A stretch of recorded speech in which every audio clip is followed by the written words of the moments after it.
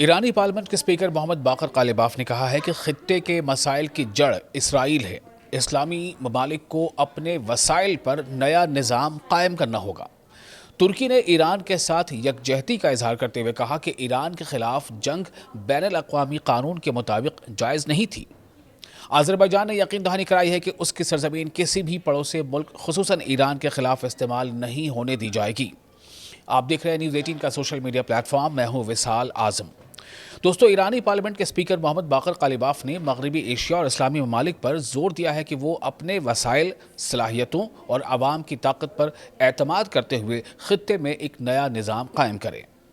Baku میں اسلامی ممالک کی پارلیمانی یونین کی 20ویں اجلاس کے موقع پر ترک پارلیمنٹ کے اسپیکر نومان کرتبولوش نے اور آذربائیجان کے پارلیمنٹ کے اسپیکر صاحبہ غفاروا سے ملاقات میں قالباف نے کہا کہ حالیہ جنگوں نے خطے کے ممالک کو اہم سبق دیا ہے۔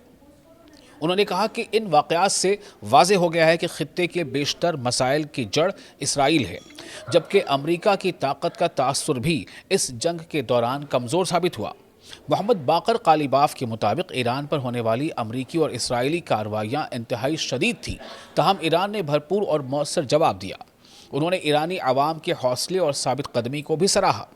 ایرانی اسپیکر نے ایران کی حمایت اور امریکی و اسرائیلی اقدامات کی مذمت پر ترکی کا شکریہ ادا کیا اور کہا کہ اسلامی ممالک کے درمیان اتحاد وقت کی اہم ضرورت ہے۔ دوسری جانب ترک پارلیمنٹ کے اسپیکر نومان کرتلبولوش نے ایران کے ساتھ مکمل یکجہتی کا اظہار کرتے ہوئے کہا ہے کہ ایران کے خلاف جنگ کو بین الاقوامی قانون کے تحت جائز قرار نہیں دیا جا سکتا۔ انہوں نے کہا کہ ترکی ایران کی حکومت اور عوام کے ساتھ کھڑا ہے، جبکہ غزہ اور لبنان کے مسائل کو بھی نظر انداز نہیں کیا جانا چاہیے۔ آذربائیجان کے پارلیمنٹ کی اسپیکر صاحبہ غفاروا سے ملاقات میں قالباف نے کہا کہ حالیہ جنگ کے تجربات سے تمام اسلامی ممالک کو سبق سیکھنا چاہیے۔ اس موقع پر غفاروا نے واضح کیا کہ آذربائیجان اپنی سرزمین کسی بھی پڑوسی ملک، خاص طور پر ایران کے خلاف استعمال نہیں ہونے دے گا۔ انہوں نے دونوں ملکوں کے درمیان اچھے ہمسایہ تعلقات برقرار رکھنے کی عزم کا اعادہ بھی کیا۔ یاد ہے کہ ایران اور امریکہ کے درمیان حالیہ مفاہمتی یادداشت کے بعد یعنی MOU کے بعد جنگ بندی عمل میں آ چکی ہے، تاہم جنوبی لبنان میں اسرائیلی حملوں کے باعث معاہدے کے مکمل نفاذ پر سوالات اب بھی موجود ہیں۔ قالباف کا یہ بیان اس بات کی نشاندہی کرتا ہے کہ خطے میں پائیدار امن اور استحکام کے لیے اسلامی ممالک کے درمیان تعاون اور اتحاد ناگزیر ہے۔ آپ اس بارے میں کیا سوچتے ہیں؟ اپنی رائے ہمیں کمنٹ باکس میں شیئر کریں، ویڈیو کو بھی لائک اور شیئر ضرور کریں۔ ایرانی صدر مسعود پزشکیان نے عاشورہ کے موقع پر کہا کہ امام حسین علیہ السلام نے ظلم کے خلاف ڈٹ جانے اور حق کا ساتھ دینے کا درس دیا۔ ایرانی صدر کا کہنا ہے کہ نہ کسی پر ظلم کریں، نہ ظلم قبول کریں اور نہ ہی ظلم کے سامنے خاموش رہیں۔ دنیا بھر میں عاشورہ کے موقع پر مجالس، جلوس اور عزاداری کا انعقاد امام حسین علیہ السلام اور ان کے جانثار ساتھیوں کی قربانیوں کو خراج عقیدت پیش کیا گیا۔ آپ دیکھ رہے ہیں نیوز 18 کا سوشل میڈیا پلیٹ فارم، میں ہوں وصال اعظم۔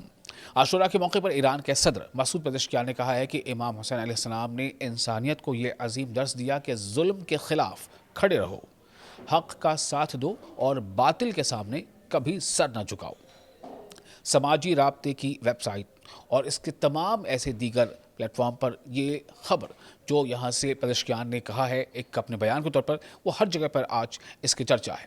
ایرانی صدر نے کہا کہ امام حسین علیہ السلام نے سکھایا ہے کہ اقتدار کی خواہش، ذاتی مفاد اور ناانصافی کے سامنے ڈٹ جانا ہی حقیقی کامیابی ہے۔ انہوں نے کہا کہ انسان اپنی جان تو قربان کر سکتا ہے، لیکن اپنی آزادی اور حق کا سودا نہیں کر سکتا۔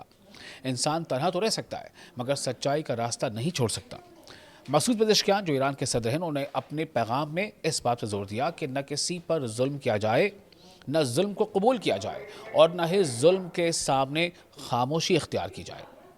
واضح رہے کہ امام حسین علیہ السلام حضرت محمد صلی اللہ علیہ وسلم کے نواسے تھے، جنہوں نے سن 680 عیسوی میں کربلا کے میدان میں حق اور انصاف کی خاطر عظیم قربانی پیش کی۔